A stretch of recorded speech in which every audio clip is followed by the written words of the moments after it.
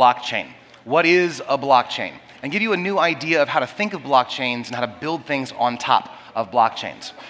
So a lot of the answers you'll get when you ask what is a blockchain is you'll hear that it's a distributed ledger, that all the entries are spread among all the participants of the network, that all transactions are public, and that this database of information keeps growing forever and ever and ever, which is actually kind of cool because for long after all of us are going to be gone, every 10 minutes there will be a new Bitcoin block that comes out.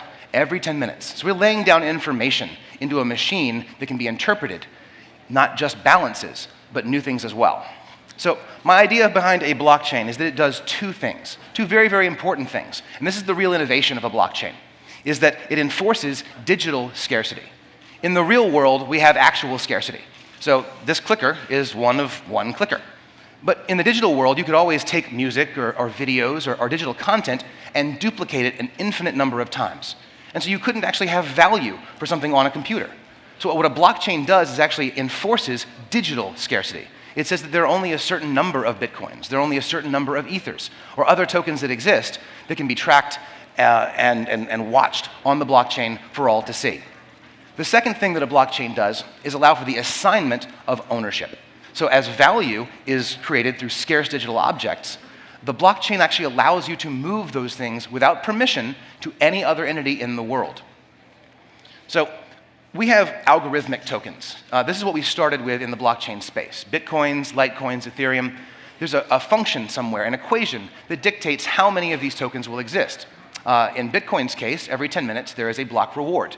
It started out with giving you 50 Bitcoins if you were to mine a block. And every 4 years, that gets cut in half. So 25 Bitcoins, and right now it's at 12.5 Bitcoins. It's very predictable, and everyone knows what the cycle of these things will be. They all contain a certain number of attributes that we find extraordinarily beneficial when we build applications on top of blockchains. The first one is that they are finite. This is the essence of digital scarcity. You know that there will only ever be 21 million Bitcoins in existence. That's an absolute fact. It's agreed to by the entire network. And so therefore you know that the number in circulation are in fact finite. The second thing is that you know that they are authentic. So when a block is mined, a Bitcoin miner, again, gets that block reward, and all Bitcoins can be seen to trace back to that initiation, that token generation event. So they are all, in fact, authentic. Nobody can have the same Bitcoin twice. They're also transferable. So if I know your address, I can take the value that I hold on a blockchain and send it to you. Now, once I send it to you, it is now possessable. So unless you actually have the private keys, no one can seize those tokens. No one can take your Bitcoins from you. You have complete access to disposal, to usage, to anything you want to, so long as you control these things. It's an absolute bearer asset. And they're also traceable. This being a public network, you can actually, as I said, for the authenticity, you can trace all transactions back to their initiation point and every single movement of tokens on a blockchain. So what you see in a decentralized network is something that's completely balanced. Right? It has delegation. There are certain responsibilities like miners have. There's also checks and balances. One thing people don't necessarily realize is that Bitcoins are actually really, really good at one thing, and that is spam prevention on the Bitcoin network.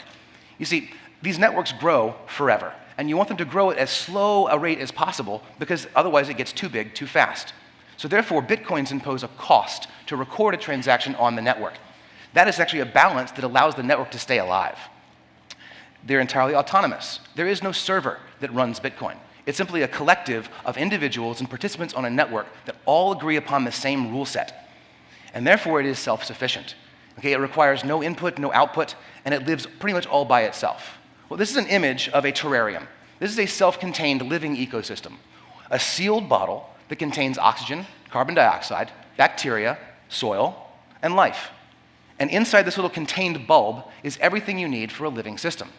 Well, I want to propose today that a blockchain is, in fact, a living thing. Not biological life, but technological life. A living thing that is freestanding, that does not require a server or centralized control. And it being fully balanced means that it's self-sufficient. So when you look at it as a connection of nodes, you actually see those same responsibilities and balancing around. The cells in your body are recycled every 7 years, just like the nodes and the miners and the participants on the Bitcoin network. But yet, 8 years from now, I'm going to be the same living thing. So as all the various cells of the organization begin to cycle themselves through, the living being, the living thing that is the blockchain, persists and continues on. So we started with algorithmic tokens, Bitcoins, Litecoins, Ether, etc.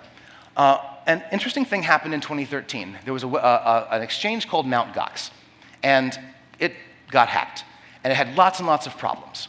Well, at one point, there was a very brief window where the US government had seized their US bank accounts, and you couldn't withdraw dollars out of your Mt. Gox account anymore. You could, however, withdraw your Bitcoins. And since it was a contained network, the price of Bitcoins on Mt. Gox soared because everyone wanted to get their money off. And I asked the question, why in the world can't I withdraw my dollar balance into my Bitcoin wallet? This could solve this problem. And so I began thinking about what would be required for that. Well, we'd need a layer on top of Bitcoin that allowed for the managed issuance of tokens, not algorithmic, something to keep dollars in balance. So we realized that if you had a one-to-one ratio between dollars in a bank and tokens issued on a blockchain, you could take advantage of the digital scarcity aspect of a blockchain. That also extends to things like equities and securities and property. Anything in the real world, you now have a one-to-one mapping. Interesting thing about all of these tokens we're talking about today and all of the tokens you've seen, they are all what we call fungible. So they are all exchangeable for one another and they all contain the same value. So one Bitcoin that I have is equivalent to one Bitcoin that anyone else in this room has. They're all completely exchangeable with one another. So the next question is, what happens if we don't make them fungible? What happens if we make them programmable? As I said, all the tokens we've described and all the tokens you've heard described today contain these 5 attributes. And these are extraordinarily powerful in rebuilding a new world economy. This is the progression we've taken. We started with Bitcoin, mining and proof of work, algorithmic issuance. We then built the Omni layer, which was called Mastercoin at the time, on top of Bitcoin to create for managed issuance and smart contracts. Using that technology, we created Tether to do a one-to-one exchangeable token for US dollars sitting in a reserve. The next step is what happens when you have objects, no longer digital assets, but actual tokens that are smart and programmable. Here's where it gets very, very, very interesting. If you have a programmable digital object, it's no longer just a balance in your Bitcoin wallet. It actually is something that has code attached to it. It can be told what to do. It can be told what to do with other things in the wallet, with things in the real world. So suddenly, instead of having just a balance in your wallet, you actually now have something that you can interact with, something that's fun, something that's experiential. What happens if they're combinable? Okay, once you have programmability, the possibilities are endless.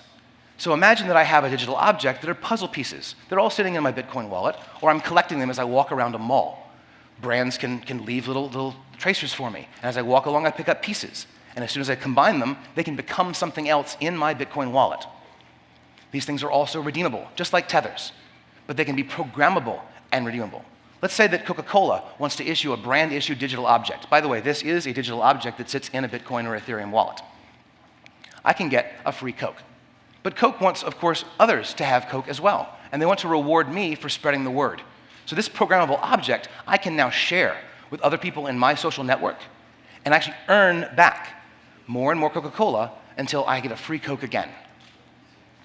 These things are also network aware. So listening to Twitter feeds, listening to sports events, RSS feeds. All of a sudden, you have objects that can change their state within your wallet. They can change their value within your wallet. In the US, we have a sporting event called NASCAR. And you could imagine that a digital object company would create, in fact, trading cards. Now, if you actually own this trading card at the moment that one of the racers actually wins the race, that card can change. That card can increase its value because you hold it in your hand. See, this is where it gets very, very interesting. Finite, authentic, transferable, possessible, traceable, programmable, combinable, redeemable, and network aware.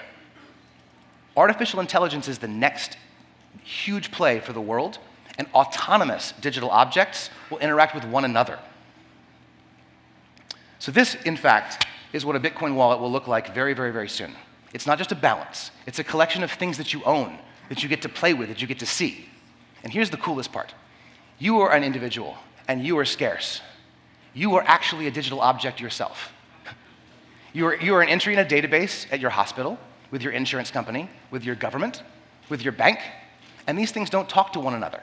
One day they will. And this is a topic that I'll go into in a subsequent talk, but just keep in mind, you yourself are a scarce digital object. So I'd like to conclude today by telling you about the future. And it's in all of your minds today. We're at the intersection of experiential technology, where items on a blockchain are programmable and interactive. And with unbounded creativity in this room, we can duplicate the world, we can create the world's best games, we can simulate the entire environment of economies on a blockchain now. So thank you all for this. Have a great day.